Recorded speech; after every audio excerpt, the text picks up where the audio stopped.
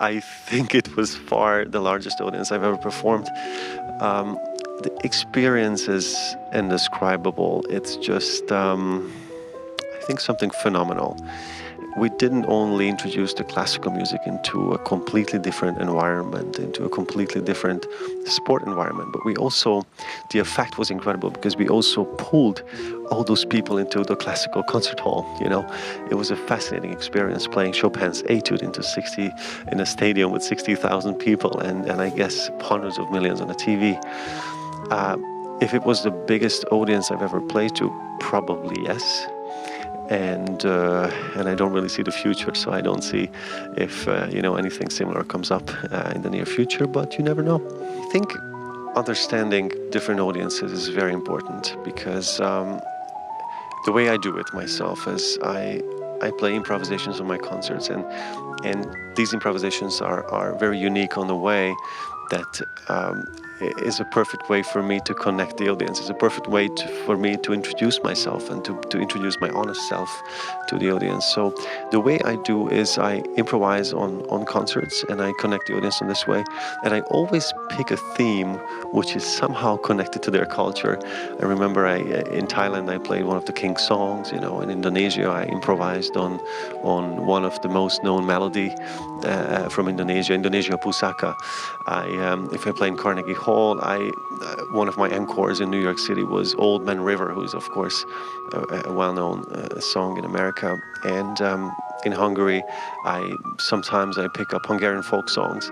So for me, connecting the audience is very important, and myself, I do it on the way that I pick something what they really know and really can identify with, and I just let myself play and improvise on those melodies. Absolutely, you need to be very familiar with at least, of course, I never done that before. So you need to be very familiar with your own ideas and your own imagination, how you plan to play.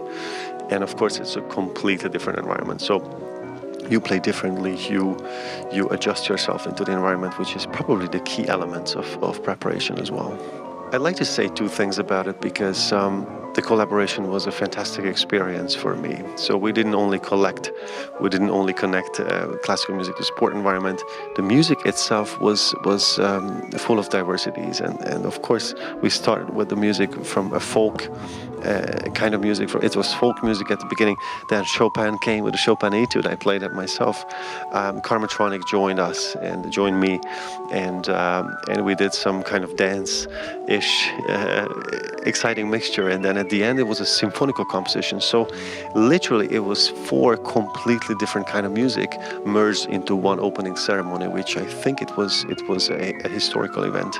I wanted to pay attention on being faithful to classical music. So we did not popularize Chopin with a disco beat or a drum beat, or we did not do that. My intention was to keep Chopin as it is and play Chopin, don't mix it with anyone. I'm not a big fan of, not tastefully put together different styles. I think the most important thing was to put it together in a way it's very tasty and it's very, very faithful to classical music as well.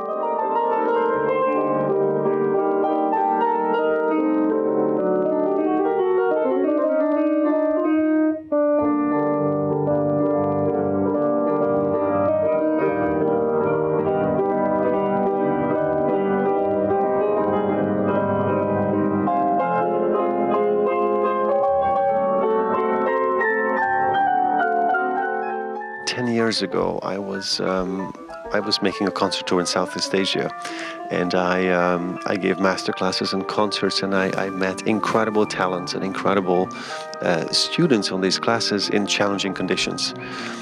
It's not only in Southeast Asia, it's probably around the world, but I had a very touching experience meeting a wonderful talent who was that time, 13 years old. And I just had a vision, I had a dream, how could I help her? How could I create a community, a platform where these talents could nurture and these talents could improve and develop and take it to the next level. So, and I realized that I received so many help in my own life, before my family, my friends, when I started my career. they supported me so much, and I realized that my talent and my hard work probably would not have been enough to go forward. I needed help myself as well. So when I met these students, wonderful young kids with this enormous amount of talent and desire and drive to do something important and big in their lives, I realized I need to do something myself. So I created the Ádám György Castle Academy back in Pomaz, in Budapest, in Hungary. And we're going to celebrate our 5th year next year, which is a wonderful number. I'm happy for this. So we welcome talented students and music lovers from 15 countries around the world. And we celebrate music, friendship, and inspiration. Our motto is inspiration, music, and technique, which is my philosophy in piano playing. And this was the indication of the Ádám György Foundation, because Ádám György Foundation is supporting the Academy and supporting talents around the world. We have an incredible program to offer to the students. I believe that the cradle of classical music is Europe, so if you really want to study classical music in a different way, I guess it's important to know about the architecture. It's important to know about the spirit there. It's important to know about the spirit, how these compositions were created. You know, where they were created. So, for me, it's a very, very important concept that we're doing there. We don't only give piano lessons to these students. We would like to focus on much more than that. We want to go beyond piano lessons. We would like to inspire them to find their strengths and weaknesses. We would like to challenge them. We would like to find the best program individually for each of them. And also we'd like to offer a cultural program with a lot of activities and free time activities in the evenings and concerts. So you know, the experience is that we all have tears in our eyes, and we all are very, very sad to go home after every summer, and we just can't wait to for next year, when the family, we call it a family, when the family is back together again.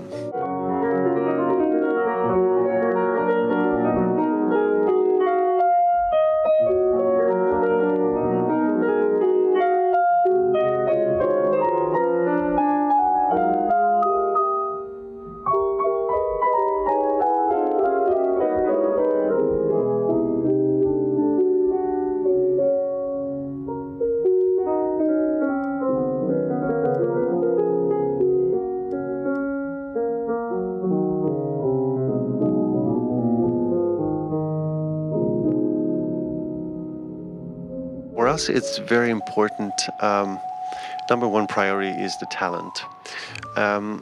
We do take a look at their backgrounds as well, but we do have students who are extremely talented and they can afford to be with us. And I think the most important thing for us is to find the talents, not regarding to their backgrounds, but only their talent, because I believe this academy is about finding the best students and helping them to be, you know, in one of the best in what they're doing. I hear different concepts, and I learn myself as well a lot when I travel around the world. So I hear different concepts, and I see that nowadays 2-3 years old kids just start to play the piano, you know, just go to these electric pianos on the walls and so many things I've never knew about, you know, I didn't know about these, but I think I was 4 or 5 years old when I started to play the piano, and it seems to be a comfortable age. But to be very honest with you, it's never too late. My father was, I think, 45 when he took his first piano lessons, and he's developing very well still today. And also I met at the Liszt Academy in Budapest. I met wonderful people who started late as 10 and 12, and they still won big international piano competitions. And of course this is not important, but most importantly they are great musicians and great technicians as well. I think being talented is a state of mind. You know, I don't think it's something which you're born with. I think it's something what you aim to be like. You know, you aim to be, you desire to be talented, and you really work hard even for your talent. So when you compare talent and hard work, I would rather say that being talented is a hard work already, you know? I really believe that being talented is fundamental, but beyond that, hard work is just something which is very, very important and also fundamental in order to go forward and be a better musician and a better person in your life.